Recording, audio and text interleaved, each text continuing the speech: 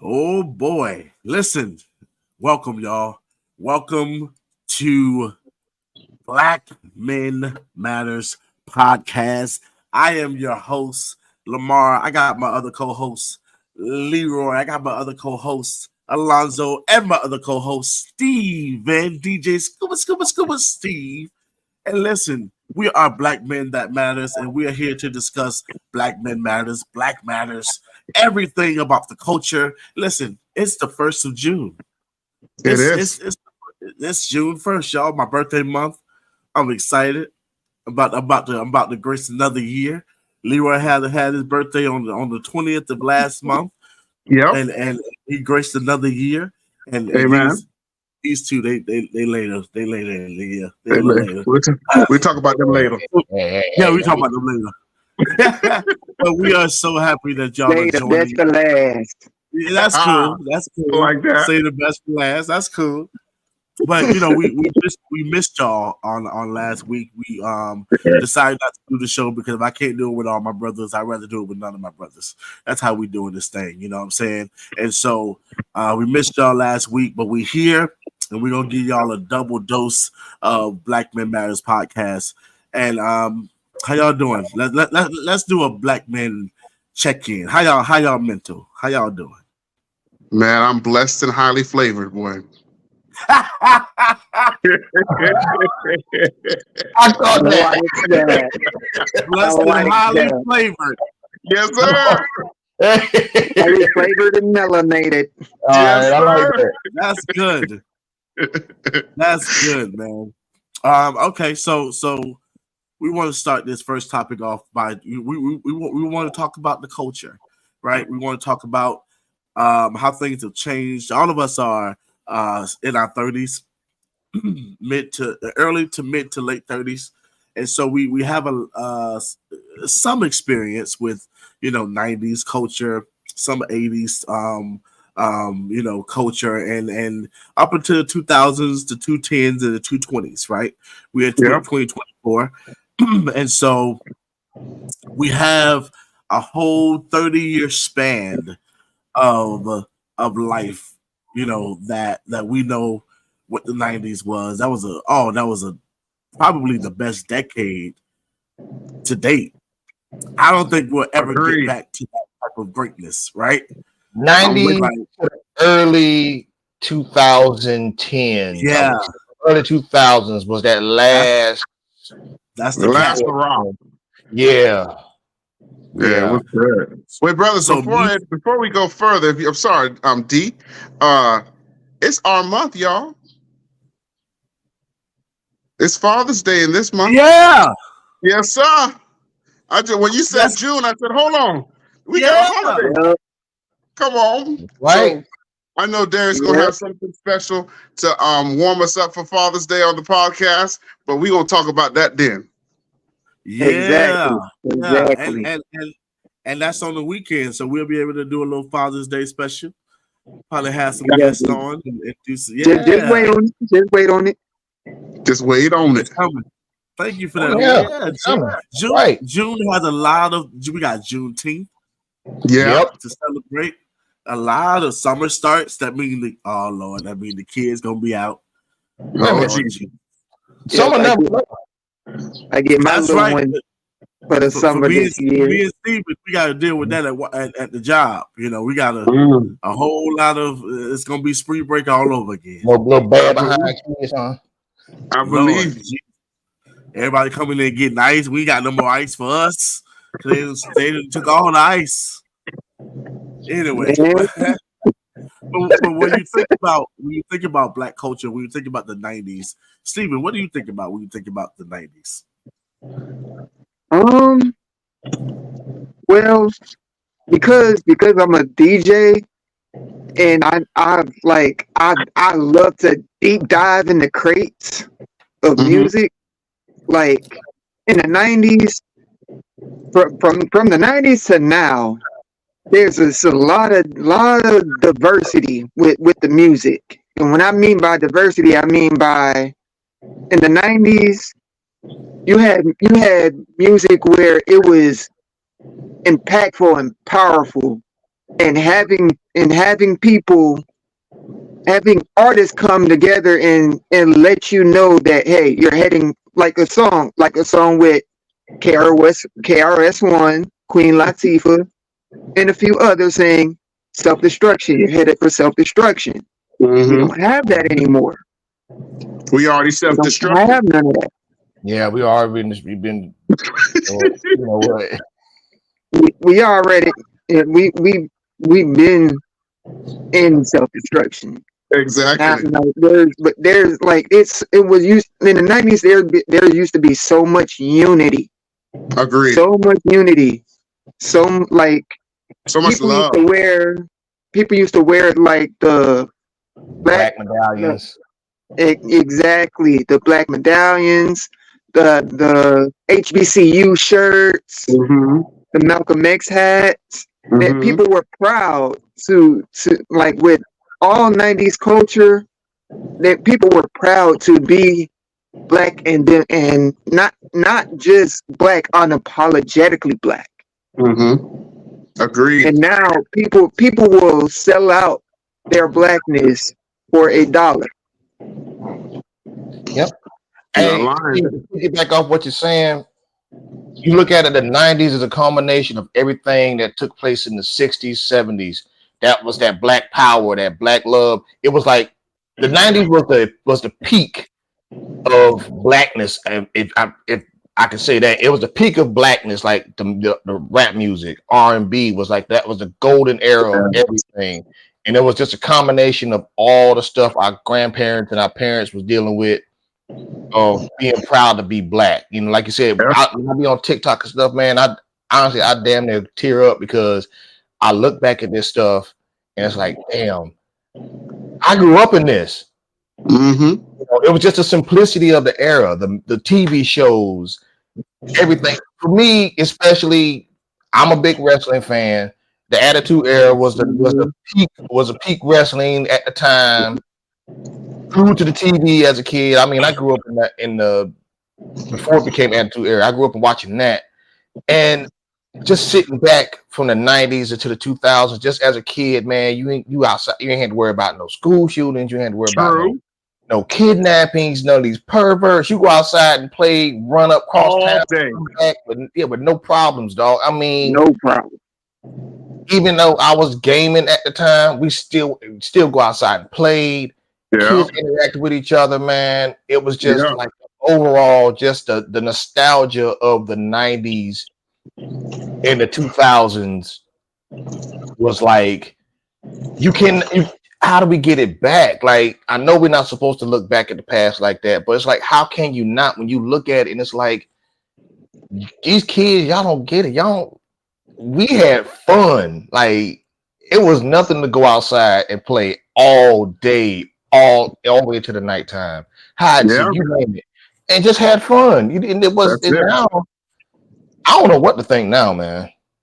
The kids think going outside is a punishment. Man, we used to be dying to go outside. Going inside was a punishment. Exactly. Being inside, we just be out the window just looking. Where I could go outside. Watching everybody play. Everybody play, right? Yeah, I agree with you. You know, I think Steve hit on the head. There was a lot of unity, a lot of community. You know, Yeah. it was, everyone was looking after everybody, and you had Yeah. a lot much. You know, it was safer in a sense. Not really, but it was. I guess everyone just had a different point of view, and everyone was looking out for everybody. Kids, I think that kids were able to grow up with other kids, and we learn social behaviors by being with other people. You have to have that interaction. Exactly. Now, I'm not a psychiatrist, psychologist, any of that. But I'm just going to hint on this and then bounce off. But as we've known, it's been an uptick in young adult suicides and stuff like that. And I wonder if it has to do with some of this shift.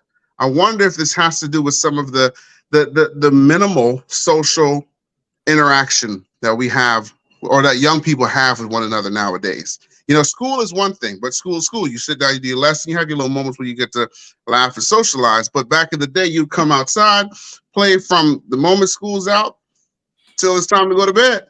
and all those different, you learn how to deal with conflict, little conflict, because you're little kids now. You're young, so you learn how to process conflict, process different little things, and it winds up working out for you. So I don't know if that's contributing to it, but even my son and daughter, they prefer, well, my son really, he prefers to be home inside on the tablet or on the game. And I'm like, son, get out there, man. You see these knees? I got all kind of cuts on my knees. You need to go get some. This is that's what you're supposed to do, you know? Yeah. So that's definitely one piece. But I agree with you. The unity, the love, and then if we could just go back to music for a minute, there was a standard to some degree that even our music, even our fun music, even our raunchy-ish music had still a standard or a level of how far you're willing to push that line. I loved all the subliminal ways we would talk about different things in our music. And I wish we would go back to that, because I think some of the culture, because we've gotten so far into just, freedom, I think is affecting some of the way people behave and act. And, I'm not blaming music. I'm just saying, like, there was a standard. Earlier today, I was helping my wife clean up the house this morning, and I saw, the Mulan song. It's in Mulan. It's "We Are Men." Yeah. That I remember being a kid hearing that song, and you just feel proud to, be a strong man and do what you need to do. And I look at like shows today and things today, and men are always portrayed as like these dummies, like these big old dummies that can only do certain things. And I wonder how we go from "We Are Men" to that. So it's interesting. Culture has definitely changed. It has. I mean, the raunchy music honestly never left. I mean, there's raunchy music from back in the days that your great grandmother was alive. It exists. Okay. I'm dead serious. Yeah. I probably know what I'm talking about. And they're just as violent as it is now. I'm talking like Sexy Red Vulgar and all that. Oh wow. Okay. Yeah, I'm serious. It's back in the day. I found a couple songs. You got to look it up. I got one for you. It's a musician from way back in like 1920s, 1930s. Like I told you, I'm a DJ. I like to deep dive in the crates. This stuff Her name is Ma Rainey. Y'all, yep. Lonzo knows. Yeah, share it in the chat. All right, I'm gonna share it in the chat. But she was talking about, and it was on a few posts on TikTok and Instagram where people were saying, well, how come they call our music raunchy when back in those days they were talking about this? And she was talking about some very explicit stuff. So we had Sexy Red in 1930s. Yes, but she was sexy blonde. This something. Hey, this is when it was like taboo to even show a nipple at the time, when it was very, very, very taboo. So imagine, right. So you imagine how it was back then to hear this kind of song, people's heads would explode.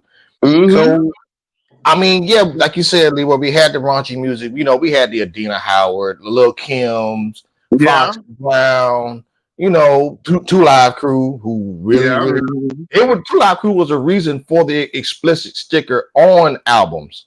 They were the reason. Yes, they are the ones who kickstarted having it. Not NWA. Yeah, Luke Campbell himself, Uncle Luke, was the reason for the sticker on the explicit sticker on all albums, not NWA.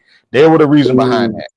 Because of how raunchy their music was. And I've listened to some of it. I still can't really listen to Two Live Crew like that, because it's like, y'all, I can't. Y'all need some prayer.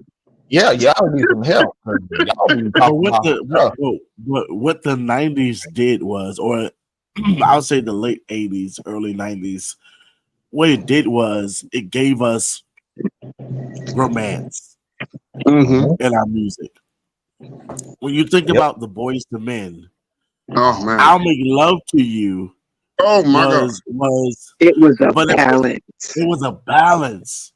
It was still mainstream. Correct. Close your eyes. Make a wish.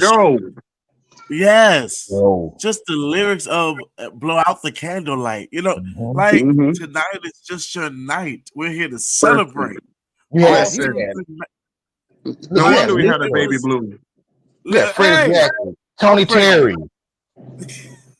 It was still that, but again, it was still that 70s like vibe where where men were allowed to be men were allowed to be men, but we were allowed to be like sing that kind of lovey-dovey type stuff to a woman. Correct. Because in today's era where they're like, I don't want to hear all that. Yeah, it's Throw frowned my upon. head through the wall and choke me Yeah. out.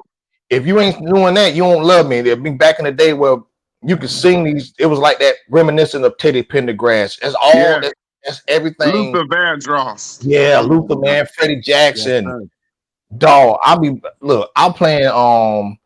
was playing that on Johnny Gill Lady de Shore. Oh man, that Lady de That's Shore is a that's thick a boy. cold piece of work. What? Oh That's man, a cold piece of work. I put on that Isleys or like I said, Joe, and I just sit back and just vibe, man. I can't. Yeah. Yep. I can listen to some, and there is some R&B out now that that is reminiscent of the '90s. You just have to look for it, look like Snow Allegra. Um, there's too many to name. Snow Allegra's one. I think Sir is another one. There's a couple out there who make good R&B music. It's just that the industry. Coco Jones. Yes, Coco Jones. Yeah, Coco she's is good. good. Yeah. Money Long is good. I like She's Money coming. Long. She's definitely coming a long way with her song that she got Yeah, out. I Money love, Long. but yeah, but it's not. But as you said, Leroy, those songs back in the day were more mainstream. Yeah. Mm-hmm. Not Like today. pretty much every song on their album were number one hits. Yeah. Now it's It's the album. literally you're right. You gotta buy the album to know the album, right? Mhm. Because they gonna play Twin to the ground, and Well, and you don't know that. Oh, this her song too. Because unless you on TikTok, you ain't yeah. gonna really hear it on the radio like that. Why? They Mhm. gonna play Twin to the ground. And that's Honestly, another thing. That's another thing I want to touch on. The radio has played a part in this too, because with a lot of performers that try to get their song broken on the radio, there's something called payola. yeah, they Fail. still doing that. The person that's the artist is to a big name company, to a big name music company. That company is basically that engine that's driving everything, and they're gonna make sure that their artist is played more than anybody else. So they're gonna Mm. pay that Radio radio station show X or amount of network. money to keep it going and keep it in rotation, and don't let no other artist or no other song that's probably Penetrate. good and that's probably maybe better than Money Long's. So, Yeah. but Money Long is belonging to X company, and that company is putting them greenbacks in there to keep her song keep going. That Yeah. makes sense. And also, I mean, I know we always bug on like, damn, they play the song a lot, but honestly, you kind of want that because the song is that good. They're gonna keep it in heavy rotation, even if we don't care for it. Somebody out there likes it. Mm-hmm. From an So, artist perspective, it puts money in their pocket. From an artist, a Yeah. record company, all of that. Yep. But from a consumer's perspective, listen, you can run a song to the ground where it's like, it done Too lost its tired of flavor. hearing it. Yeah, Mm-hmm. what we it done consider, lost its flavor. yeah, I mean, what now a throwback back in the day, what had to be from 10, 15 years to be considered a throwback. A song could come Mhm. out today, 2 years go by as a throwback. I'm like, wait a minute, it just came out. Literally, like, this ain't no throwback. It's only been 2 years. I'm glad you said that, and that's because I feel like the internet is a gift and a curse.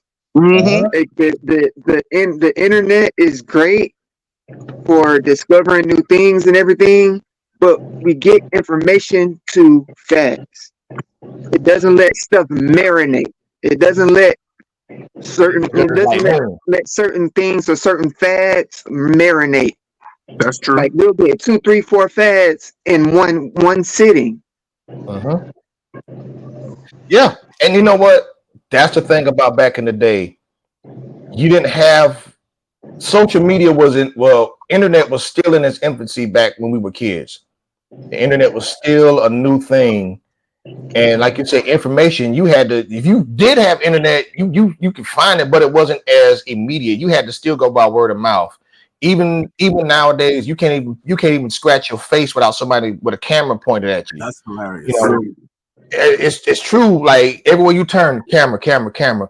And the information was, if you wanted information, you had to get up and you had to find it. You had to ask. You had Mm-hmm. to seek this stuff out. And if you did find a computer, it wasn't like instantly loading up. Boom, it's right there. You had to like sit there and wait for it. And a lot of things back in the day was a slower pace, man. That's the That's thing true.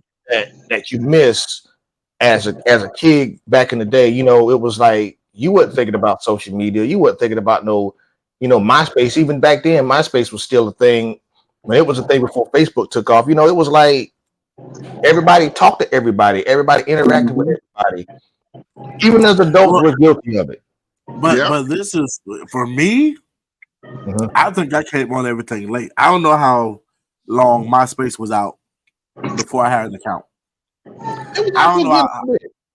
but I don't know how long it was out before I had an account. Mhm. Because we didn't have internet in my mama's house. There was no, you know what I'm saying? Like my mama still had a house phone for a long period of time. Yep. So Facebook wasn't a thing. MySpace wasn't a thing until I got like probably out of high school. Oh, okay, because my mindset wasn't on that. Like you Right. said earlier, we grew up where we played in the road, we climbed trees, we played outside, we had friends, we interacted with our neighbors. Yep. You know, Cousin. right? We don't interact with people no more. Neighbors are strangers. Who, Mm-hmm. who you talking to? You No, better go back I to your barely house. greet my neighbors, dog. Like none of my. I mean, It's I got a couple neighbors that they'll speak, but back in the day, the neighbors would come to your house. Hey, welcome to the Yeah. neighborhood. Yeah. Man, every neighborhood I moved into, we might have gotten, we got a few that did it, but for the most part, most of them don't want to greet you. They don't want to speak to you. You That's know, because people are so trigger happy nowadays, man. It's It's a just dog eat dog world now. It's crazy. That's going back to what Steve said. The unity, the love, it's just not there. It's you're just absolutely not right, there. man. Absolutely right. It's but funny because it's funny you say that because I've been living in this apartment in New York for 3 years. I only know, and it's like 4 people in our little area, like where you yeah, walk into. I only know one of them. And the only reason Wow. I know her is because her daughter is similar age to my son. So when they would play outside in the summer, you kind of, the kids kind of brought us together, if to say. Right. But when I think about as many people that live here, people don't want to say hi. People don't want to come over. Like back in the day, if you were having a barbecue at your house, you almost guaranteed half your neighbors were going to be there. It wasn't even a question. Every 4th of July, especially where I used to live growing up, every 4th of July, the whole neighborhood would have like a barbecue. Whole right. neighborhood. Mm-hmm. Everyone would be bringing in meat. They'll have this house barbecue and that house barbecue, and we're all eating. But just because the barbecues are in 2 different locations, 2 different backyards, but it's just everyone's together. It is different. I miss that type of lifestyle. I'm not gonna lie. It makes it living more enjoyable. Yeah. I mean, we still have the functions, family Mm-hmm. friends come over and stuff like that.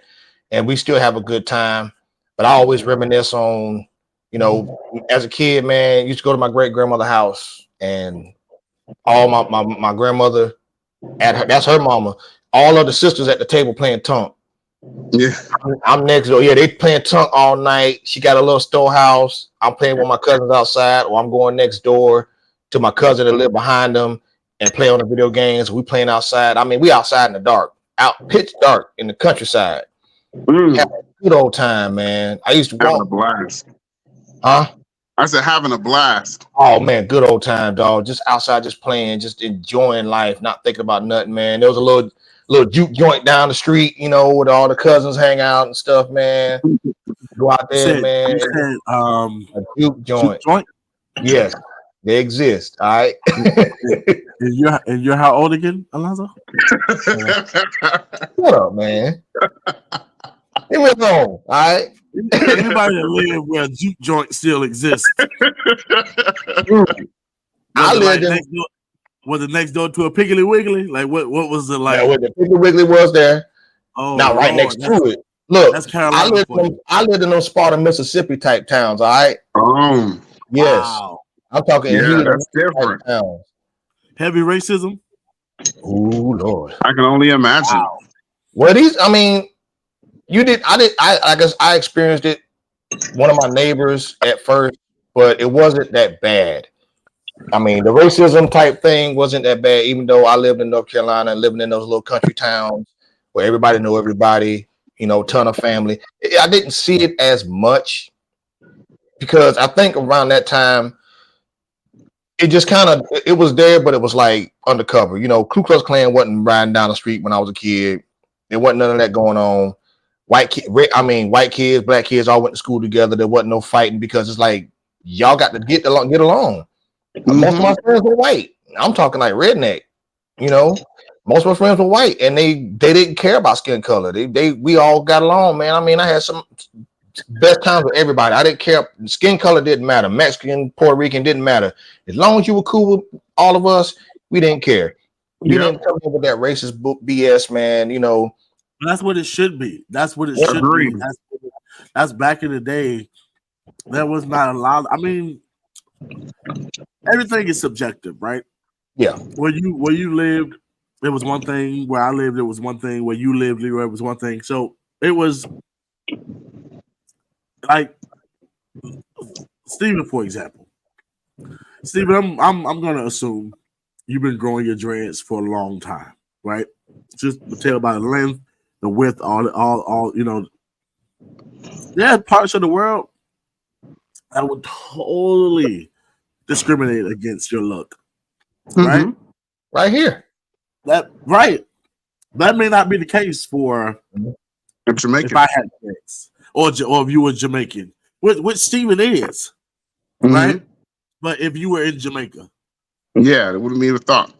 Versus here, versus a West Palm or Tamarack or where the other persuasion is, and it's like, what is that to where? And again, that's every decade. No decade, no century is exempt, especially century, is exempt from bigotry, from prejudice, behavior, from racism, but it seems to be more like prevalent now that it's like, for any reason, I'm just going to not like you or treat you a certain way because I'm offended or because I'm scared. So I want you to feel a certain way about how you look. Yeah. It's worse now than it was in the 90s. I mean, in the 90s, we were fighting about a different thing. It was probably more so black on black crime than anything in the 90s. Now it's everybody hate everybody. Whites hate whites, blacks hate blacks, Asians hate Asians. It's like, what is going on? Well, the black on black thing, sometimes, I hate when that gets thrown out there because it's always black on black crime. Nobody talks about the crimes other races commit against each other. Correct. They never do that because it happens way more often. But it makes statistical sense. If black people live with other black people, crime is going to still happen in that area, no matter what. I mean, there's good black people, bad black people. There's good white people, bad white people. There's good people, bad people. So if I'm in a community full of Caucasians, there's going to be white on white crime. It just because we all live here. And if in the black neighborhood, it's the same thing. So it's every ethnicity or race has its own race on race crime. Yeah. It's just people just use that for an argument, but the reality of it is it's gonna be everywhere. Hell, monkeys and chimps in the jungle, they fight each other too. It's just life. It's how it works. You know. It's just for us where And they it's all how apes. we're set up. Yeah, they're all apes. And I think even and and as though I think that you just by you saying that something clicked in my head. In regards to the reason why people shouldn't use the black on black crime reference is because the motivation is not because the person's black. So meaning I'm not trying to cause you harm because you are black when it's black on black crime. It is normally just because it's not because you black. I'm trying to harm you. It might be because we're different gangs. It might be you talked about my mama wrong. I don't know, but the main, it's not even the main. It's not even in the calculation. The reason for me attacking you or harming you is not because you're black. Where on the other side, the motivation may be he's a big black guy. He's gonna hurt me. I'm gonna hurt him because he's black, or vice versa. That's where now you just that never came in my head until today. I'm like, it's not even a motivation when it's black on black crime. Same thing with white on white crime. It's not a motivation. I'm hurting you because you're white. No, it's something else. But normally when it's cross race, there tends to be a motivation involving one's ethnicity. Yeah, look how the news portrays it. They say anytime they'll throw out, they got to let you know it's a black person. That's where the narrative is controlled. That's where the narrative is controlled. The news media. That's where the narrative is controlled. Even though that's not the narrative, that's where they control it. Mm-hmm. Yeah, and it's always been that way. You look back in the day, you didn't see it as much. I mean, like I said, the racism was there, but it was a little more quiet. There wasn't nobody outright calling somebody out their name back in the day, because back then, we're not our parents, we're not our grandparents. We gonna piece you up, It definitely skipped a generation. It definitely skipped a generation because from where our parents was, it was blatant. Oh, when we came along, correct. So when we came along, it wasn't as blatant because you'll get the spit slapped out your mouth, right? Because like you said, and let me do this, because when people say we're not our parents, we're not our ancestors, they wasn't about that BS either. No, let's be real. They wasn't about that BS either. It was just they were bound to where they were chained. Them people knew what they was doing. They knew what they was doing.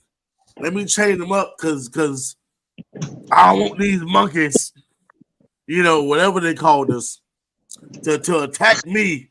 So let me chain them up. Why? Because you scared of us. Because you are intimidated. We are supposed to be the inferior race. Let's chain them up and let's bound them and constrict them, because come on. Listen, go ahead. No, I'm just saying, man, because nobody could ever answer this for me. What did we ever do to receive such hate? What did we be great? We're the most imitated amongst everybody. I mean, amongst the LGBTQ community, because they get their swag from the black women. We get it. Everybody imitates our culture, but you hate the ones who create the culture. We control the cool. And let's be real, Alonzo. Let's also be specific. This would still be the same topic or same conversation 100 years from now. If we were white and black people did us like this. If we were the opposite race and the other races did us like how they do us, this would still be topical, and this would still be our viewpoint. It ain't about, like you said, it's not about the fact that it's about you think you're better than us, so you treat us a certain way. If I was Asian and we were all Asian, we would feel the same way about someone else treating us like we're. It's just about, like I said, like I tell people all the time, Black Men Matters podcast is not that we're not inclusive to other people, but because we share a common thing, this is why we can talk. I can't. My mental does not go out to or relate to any other race but mine. And see, that's the problem people have when we're the only ones that everybody has an issue with when we want to be proud of who we are. When people hear Black Power, they get it confused with white power, which we understand what white power means. Or Black Black Lives power, Matter, and they want to say yeah, all lives matter. Of course it yeah. does, but right now, Unity has always been an issue when it comes to us. They don't. When anytime we come together, this is the most blatant thing they do. You see how they do it. They destroy it. They tear it apart. Everybody else can unify and do whatever they want unhindered. We can just be a group of Black men sitting in the park, just chilling, minding our business, existing, and it's a problem. you don't belong here. What are you doing here? This is my. Did y'all see the video of the Caucasian lady coming up to the guy that I don't even know if this was a Black dude. So I'm going to assume that he was Black just because of the way this lady was talking. No, she came up to his house that he had just bought, moved into the neighborhood, came up to the door where he has a Ring camera, and introduced herself and said, "I have a few rules because I've been living here for over 35 years." Wow. First of all, my God. thought was, you ain't head of the tenants association. You don't own this building or this area, but because you've been here the longest, lady, you feel as if you can tell this man you can't have sex because I'm right next door to you and I can hear you having sex. So you can't have sex. No loud parties. No barbecuing. You cannot have women over after 4 o'clock p.m. And I'm paying rent. Huh? And I'm paying rent. Oh, that's his house. That ain't even rent. That's a mortgage. Oh, I'm paying more. Oh, hell no. HOA. Wow. And he was like, ma'am, like, you live here, I live here like you live here. Yeah, but I've been here for over 35, and this is what we call. That's fantastic. Stay over there for 35 years. Listen, for you not be here another day. Hello. Hey, that privilege be irking my nerve, dog. That the fact that they have the audacity to do that. It's audacity. Yeah, it must be. It's either a mental. It's either they are mentally something, like something's going on there, or they believe so intently that because they have occupied and paid the same taxes that everyone pays for property in that area for 35 years, that now they feel that they have control over their area and then some, a certain radius outside of it. It makes no sense to me. That's like going up to your job and telling your boss, because not even your boss, one company share a building. You go to the other company, you can't have certain business hours, can't have certain customer. What? Right. This is my domicile. Correct. And well, that comes down to how they behave. It's honestly, I think, to my opinion, Trump made America racist, openly racist again, because people now, there's so much hate that's just being blatant that people don't even understand why they do it. And but again, it's inbred in their body to look at me and you as less than. They feel they didn't understand why they was doing it in the 60s and the 50s, Lonzo. It was just something that they was like, okay, we're gonna do this, let's do it. Yeah, to be honest with you guys, I think it's natural. I think it's natural. This is very controversial in what I'm about to say, but I think if Black people were the dominant race, it would be the same way. I think that it's natural for human beings to want to feel superior. Like, just look at little kids. They don't do it based off race and stuff. But if you ever put a group of kids together that may not have known each other, in time you'll notice that some kind of alienation, or someone's going to be trying to puff up their chest more to be kind of the dominant or the leader or the whatever kind of situation. And I just feel why we ran into this particular place is because of I'm not a historian, but I think that Africans and Europeans, because of where they lived, they had to develop, their brains developed different things. Like, for instance, they talk about how the Europeans developed different types of industrial type of things like Rome and all that jazz. And we had our own empires in Africa. But I bet when you looked at them, they were vastly different because of the landscape and the weather. Like, things were just different. And when they looked upon like guns and stuff like that, we were still using the bow and arrow and all that jazz. Why? Well, because we didn't get to the need for the gunpowder and all this other kind of jazz. We just catching our animals, praying to our God and doing what we need to do. And I think that we just happen to be that guy. We just happen to be that race. For instance, in America, I know before they started bringing black slaves, they tried to use the Native Americans, but they couldn't manage the exhaustion of doing what they needed to do. They wouldn't last as long. And when they had the Africans, because we're used to the sun, we have the dark skin to kind of protect us while we're out there, we were able to just do the job better in a sense. I know that sounds so wrong in essence of what it was. It was slavery, but we just were able to do it. So we just happened to be that guy. And since then, it's just kind of ride that, we kind of just been riding that little ladder behind. It's interesting. I think racism will always be there, no matter what. 100, 200, 500, 600. If aliens come in this bad boy and we start living together, then they're gonna be the new black folk. It's just what we gonna do. That's my belief. That's just my belief. I don't be surprised if we the ones that built those civilizations for them, because black people were ruling Spain at one point. I mean, black people were doing a lot of things. That's true. We taught civilization. Our ancestors taught civilization to people. Aristotle and them didn't get their information on their own. They were being taught by the Moors and all that.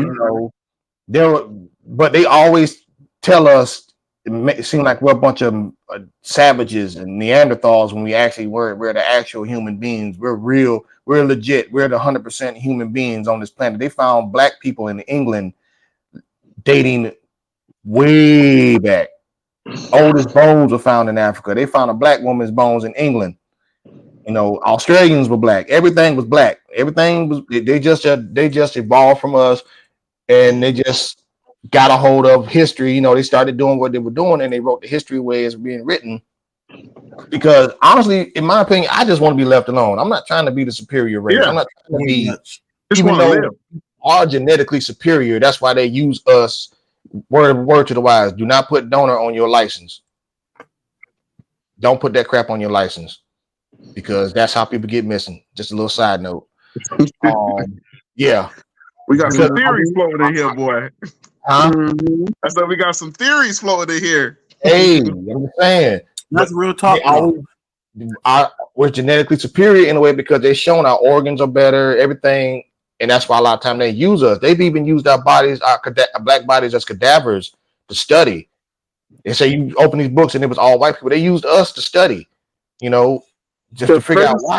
The first surgeon were using black women slaves to show that black people don't feel pain, and doing C-sections on black women and everything else on black women to try to prove that black people do not feel pain. Yeah, they were opening them up with those tools they use in the OBGYNs. They were doing stuff like that, and they're just opening them up with no anesthesia. Can you imagine you getting popped open, no painkiller, like you said, C-section with no anesthesia? Back then, they would get dying. A lot of them dying too. You giving birth with no anesthesia. There was no epidural back then. But you imagine as a black woman and being used as a laboratory pet and being ripped open, and you imagine hearing them screaming in pain. I mean, just to imagine, I can't even pretend to imagine the horrors. I mean, there's so much. There's a rabbit hole to this. There's so much that we still don't know. That when you start digging, your head's going to explode. There's so much that we don't that we're still learning. You know, it's just crazy because again, like I said, I'm not trying to walk around here talking about, oh, I'm black, I'm better than you know. I'm proud to be black. That's what I'm trying to say. I'm proud to be black. I'm proud of a lot of the culture we have. Yeah, there's some messed up things in our culture, but And everybody. it's everybody. But honestly, not to throw people on the bus, we do have a culture. You know, not said white people, y'all listening to this, man, don't take it the wrong way. There's not, I mean, what is the culture? What culture do you have? Because we look back on it, is not that great. A lot of the stuff, and that's the part that's controversial. We create so much. Look at all the trends, man. Who's creating the trends? Who's making fashion the way it is? Who's making things popular? If we're not touching it, it's not hitting.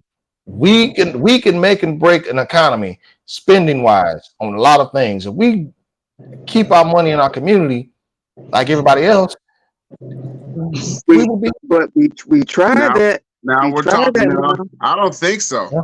What you got to say, Steve? What's your point on that? What you mean we tried that? What do you mean? What you mean? You talking about Black Wall Street? Okay, Black Wall. I was just about to say that Black Wall Street. We tried that, but every time that we tried that we would get attacked. We would get burned down because we know how to whatever is genetically within us. We know how to be able to create a civilization to where we don't need anyone's help. Build ourselves up. Make our civilization look glorious, and then the people who are outside looking in don't like that. We get attacked, and it burn, and now our civilization gets burned back to the ground, and then we don't, and then not just with that, with our leaders, with everyone that's trying to uplift us and has a name.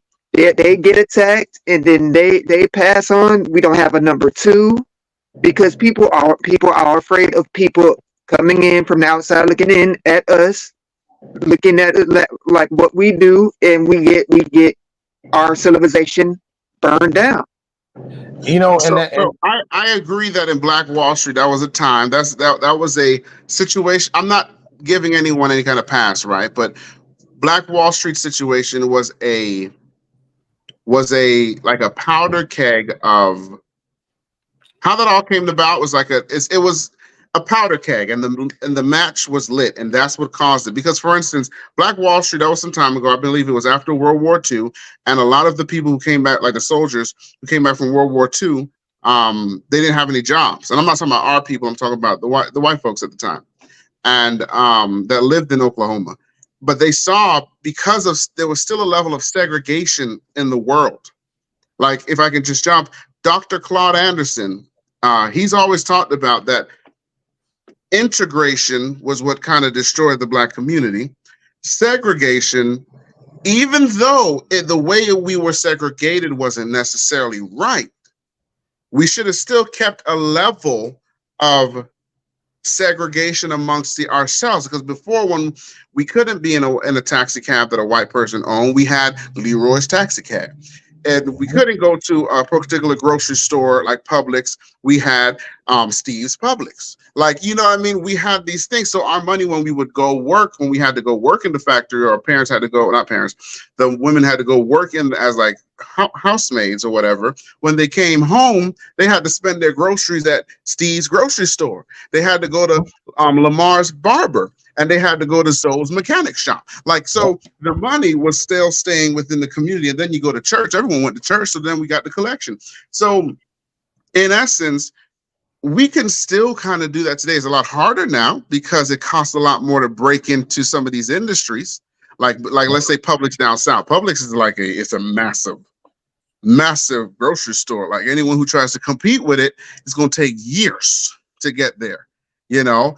But and like doctors' offices, like, now that's easy, still easier to do. We just need more doctors who want to come together and work together in one facility, you know? So there's still a level of I believe, as I hear what you're saying, Steve. I do believe, though, that we still have a lot more of a chance to work together. As those said, keep the money within ourselves. We need more entrepreneurs in a sense in our community. And it's funny because we talked about culture was like the main circle here, right? And this kind of affects it. Because what are most of the kids, or at least what do we see more Black people doing?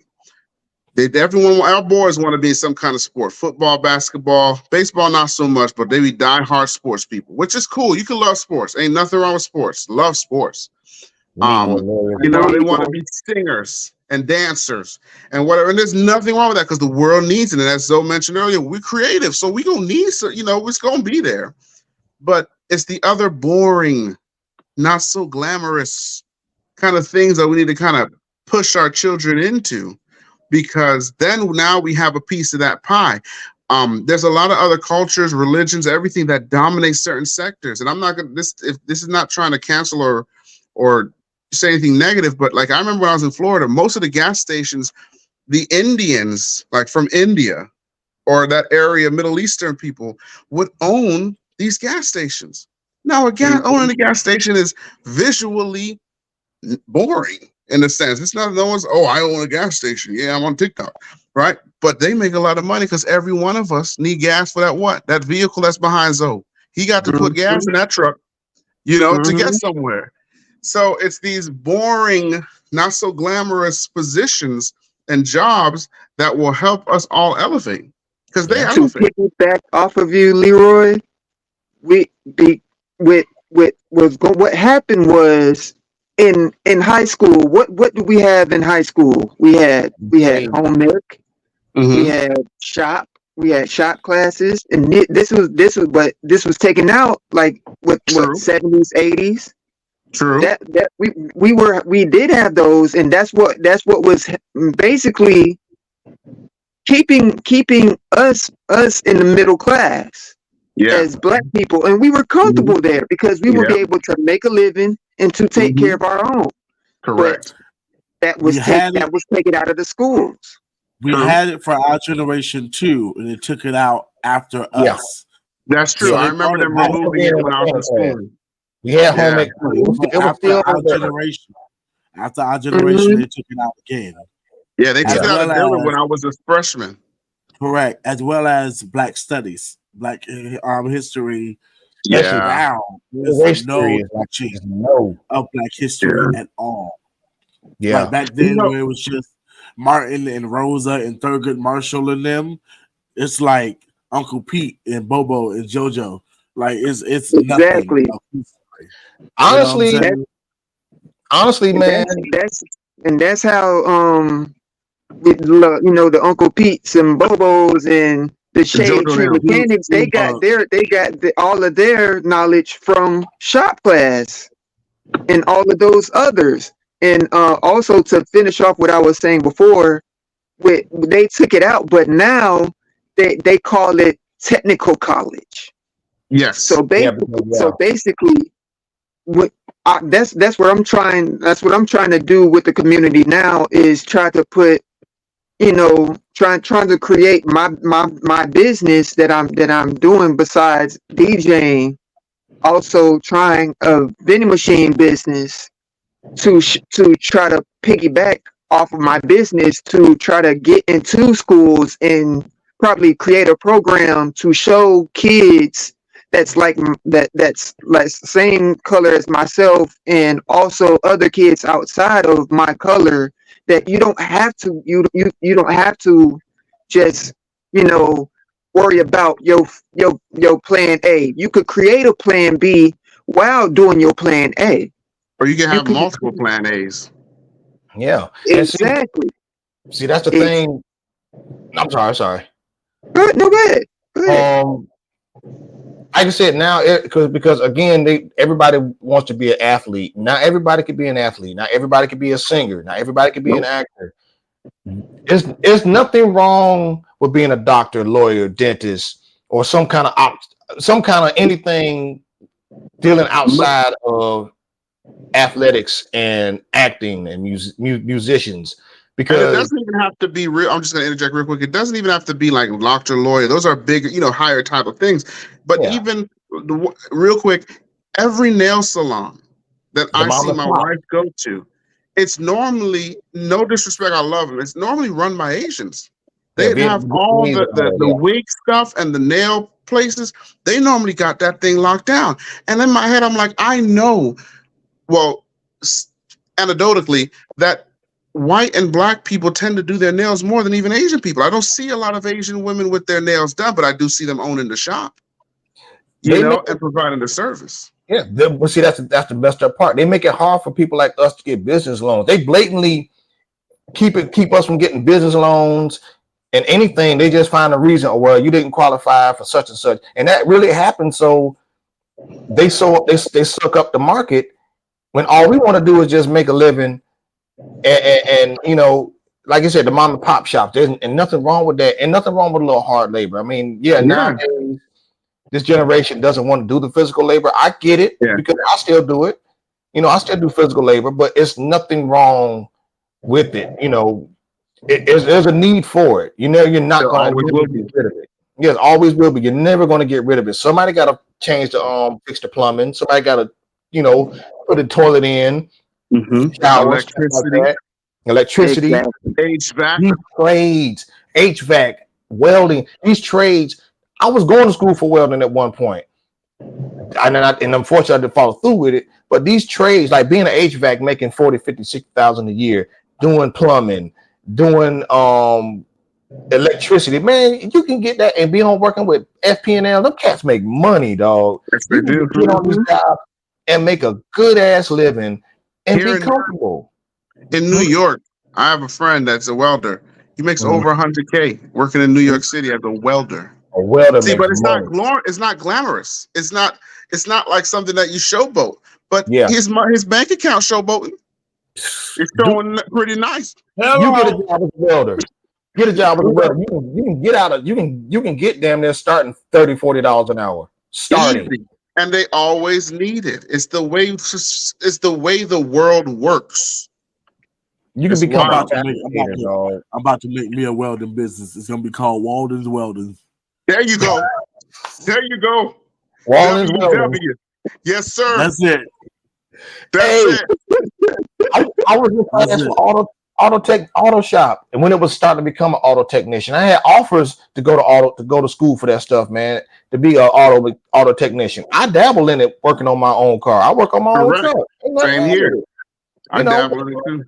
Yeah, these are jobs that are needed, but like you said, it's not cool to be smart because that's that whole stigma once again. Yeah, where it's you're educated, you're a nerd, and you're because you talk proper, you're not black. Yeah. But man, you remember back then in the 60s and 70s how all black men were dressed up? How they used to glamorize the Malcolm X's and all these articulate, smart African-American men that would be on TV and black and white still debating other Caucasians about intellectualism. Those are the dangerous ones. It's different. That's what's dangerous. They don't want us like that. If I could share this story, Leroy, me and Leroy went to school together. I was a junior to his freshman, I think. Yeah. Yep. And so instantly we became brothers, with our hey cousin, with our love of music, and singing, and we had that same type of personality where we enjoyed, like, being men, for what back in the day men were. So we came together. We both was interested in these two girls. We're not gonna say their names. Yeah, but y'all know who y'all are. Y'all know who y'all are. But Leroy had an idea to, hey man, let's dress up. Let's wear suits tomorrow. So come in with you, and bring some flowers. I remember. Yeah, bring some flowers, and we gonna sit. Now this was way before we met our wives. Glory to God. Yeah, way. Ladies, way before. Ladies, wait. Mine just walked in. Yeah, right. But, right. But we dressed up in a suit, and I'm not talking about no Yankee shirt and a dingy. No, we was 3-piece right seamless. flower, and we sung to them. Mm-hmm. In the front of the And school, if you know in anything the about front of the Dillard, school. right by the flagpole, there's a big walkway to where the office is. We walked down that big walkway. The two women were standing in the front right there. Okay. We was boys And to we, two men. yes, and we sung to them, and the crowd that we drew, Mm-hmm. we drew a crowd because it was like, first of all, who are these brothers suited up with flowers and sing? It was never seen before. But we started something that we was like, and we got a homeboy that's Caucasian, Yeah, and Jacob, shout out. shout out to Jacob, and he's a pastor now. I think he's still a pastor, right? No, he's not a And pastor, but he's definitely in the church, but he's not a he's a pastor. ministry. Okay. Yeah, He's always been a pastor to me, right? Uh-huh. He's been a pastor to me because that boy, but he's a soulful brother. He sure is. And a white man can be soulful, right? So he joined us, and that's what we used to do, man. If we could get all the brothers to suit up and show your lady some respect, because that's what we learned from.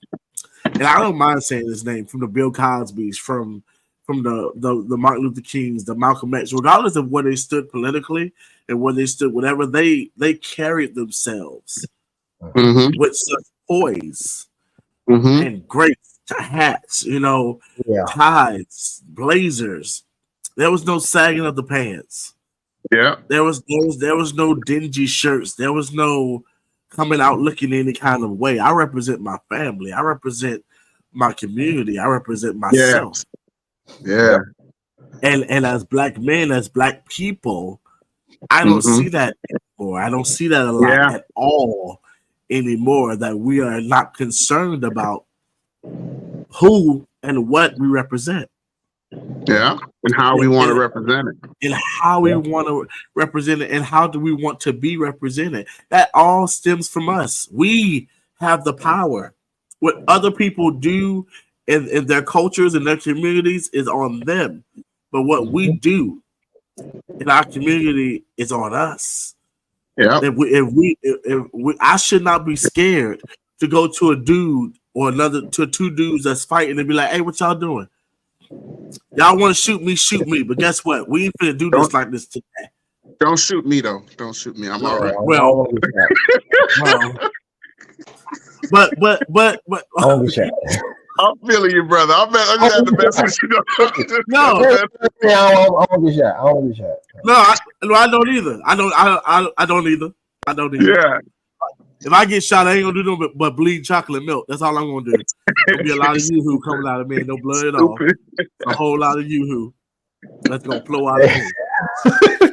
But I get what you're saying too, man. But and that's the thing. Once we start doing it, and then not to get on that, but here they come. Why you guys? They can't. It bugs them when we start doing that, because, dude, I love suits. I want a closet full of banging suits that fit me nice. Yes. I've been wanting to do that for the longest. I want a closet full of suits because I told Courtney, like, man, when we go out, it just not every night, but certain nights, let's get jazzed up real good. Got on a dress, man, and walk in there and turn some heads, put on a nice cologne. She got on a nice perfume, man. We go to a nice restaurant and just where you got to wear a suit. That's the kind of thing I want to do. And you walk in the room and your presence alone got people turning their heads like, damn. Yes. Who's that? Got people saying, what's that? Who that sister there? Who that brother?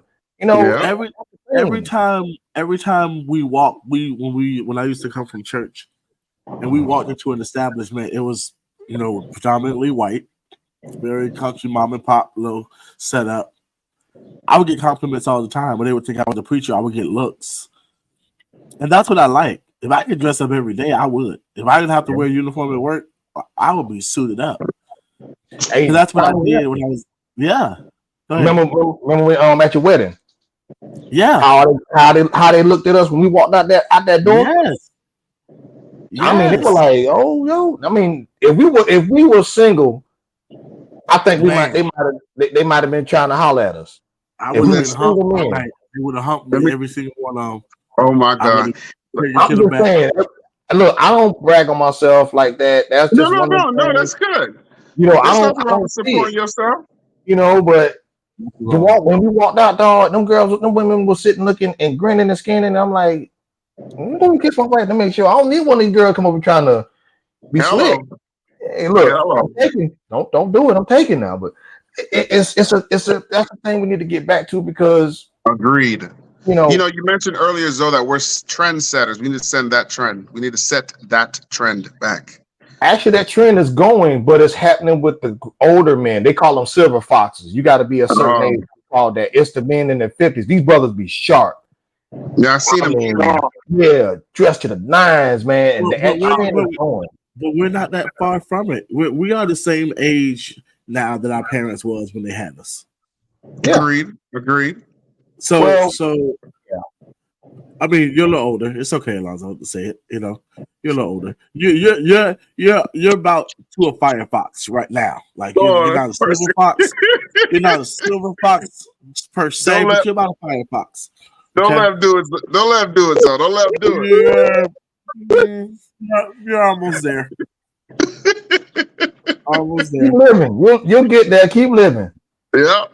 Keep Hey, living. listen. My grades can't grow in. My barber be dying, and I'd be like, man, you cover my grades one more time. It's gonna be a problem. Got baby in your head, boy. My wife loves my grades, and then like every time he just want to do the spray, he just sprayed it up, just spray McGee. It's funny you say that, cause my man, she be all up in here like, it's coming, is it coming? I know I got that one over there. I have none in my beard, but I have 4 in my head. But you won't find only 4 strands. So I got some time. I got 4 in there. I got enough for everybody. All right, I got enough for everybody. Listen, you got enough for Methuselah. Anyway, but yeah. The old you, we gotta send these. We gotta set these trends back. We gotta, rise up. That's why when we just have to do what we have to do. That's just what it is. I was gonna mention this to you guys. In Trinidad, my mom comes from a poor background, real poor. But what they used to do, and this goes back to kind of what Steve mentioned about community and togetherness. They would in Trinidad, they have this thing called a susu, right? Which is where a group of people, let's say all of us right now, as a group, we're a family. We're separate families right now. And we say, okay, listen, we're going to basically become our own bank.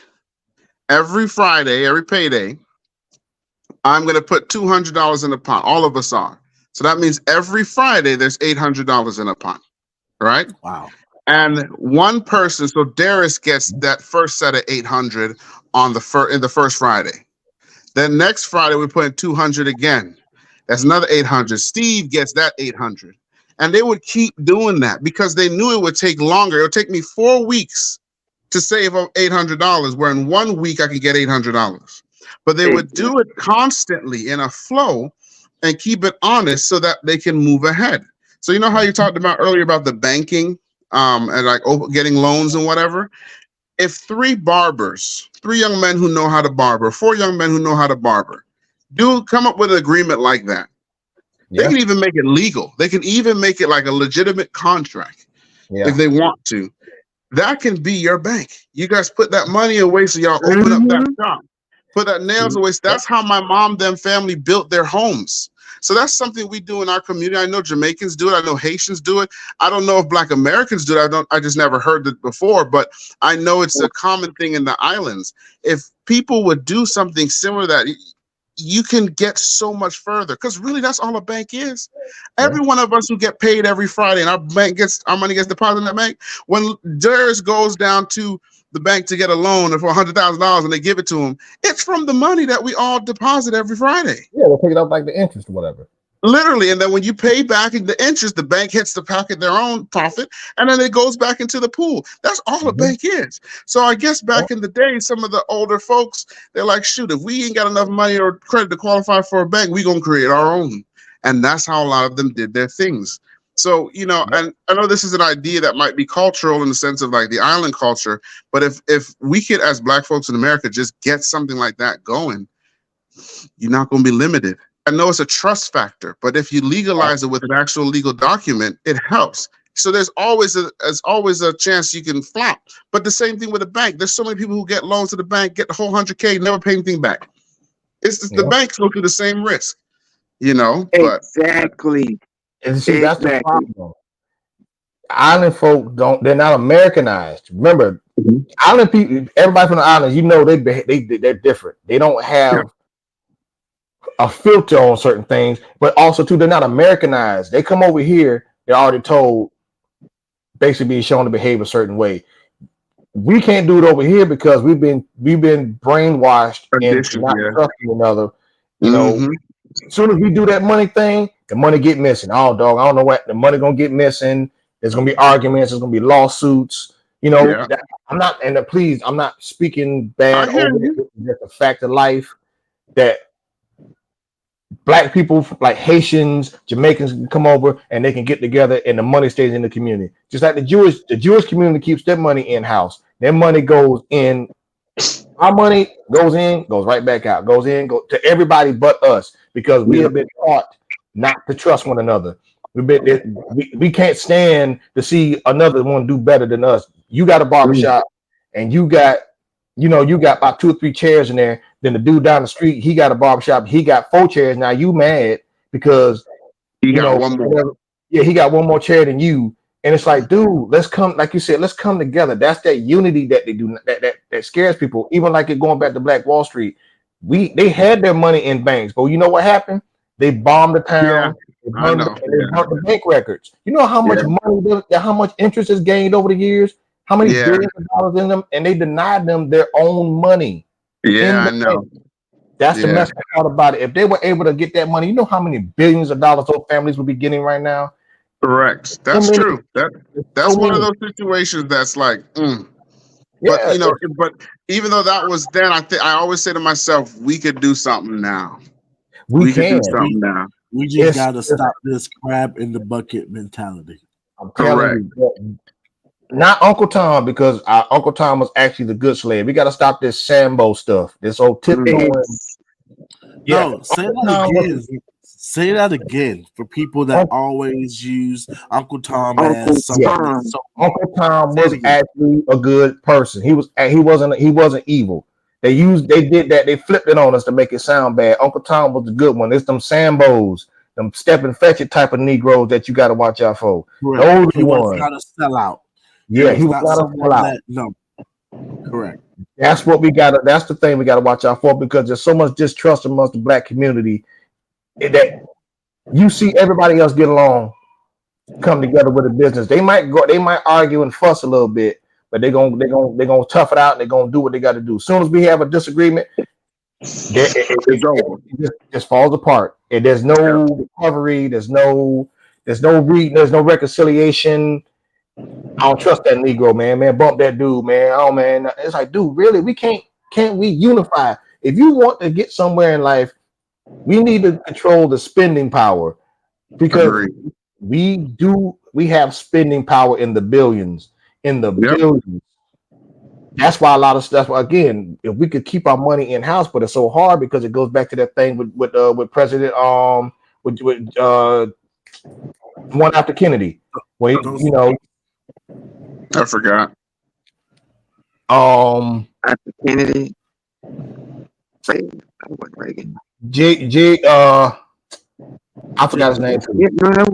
No. When he got white people to vote for him, when you told you get the lowest white man, think he's better than the highest Black man, you won't know he's picking his pockets. I'm gonna have to look that quote up. I don't know that one. I had his name. Reagan? Not Reagan. He was the vice president to Kennedy. Yeah, and after Kennedy died, he was sworn in immediately. Yeah. I can't remember his name. Oh, LBJ. Yep. Lyndon B. Johnson. Yeah. He said that. He said if you get Lyndon B. Johnson. Yeah. You said you convince the lowest white man he's better than the highest Black man. He'll never know he's picking his pockets, and to the point it's almost giving him away. That's why you Wow. have a lot of them acting the way they do. But even for us, we can be up here and still be seen down here.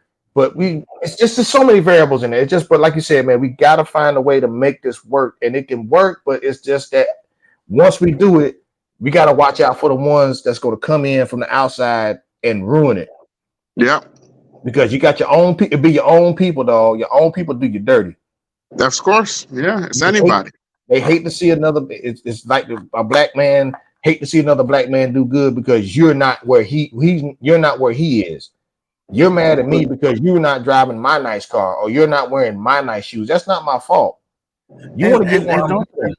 And don't apologize, Alonzo. We're gonna end it like this. Don't apologize for speaking the truth. People need to hear this, and I think that type of mentality started with slavery because a lot of us saw the lighter persuasion of black people become the house niggas, and they get house nigga privileges and stuff like that, and then They get dead worse than the field Negroes. and they were made, huh? They get dead worse than the field niggas too. Well, yeah, but from the field brothers' perspective is they're treated better because they get more privilege.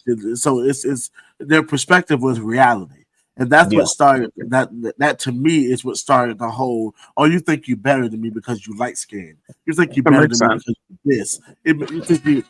That's it. That was the time. So we gonna end it like this.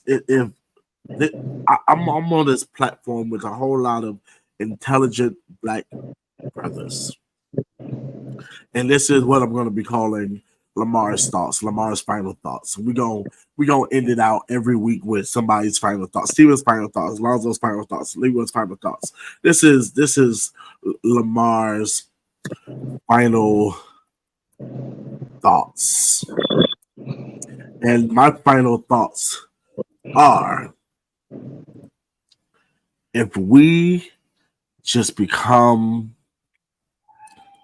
more united, but single me out. There we go. If we become more united, more inclusive, more together, not worried about what somebody else is doing versus what you're not doing, not worried about, who's doing better than you, who's doing. If we can just focus on ourselves, focus on just what I'm doing. And if I can help somebody else get to where I'm at, or if I can reach out to somebody to help me get to where they at, then let's do that. But we should never.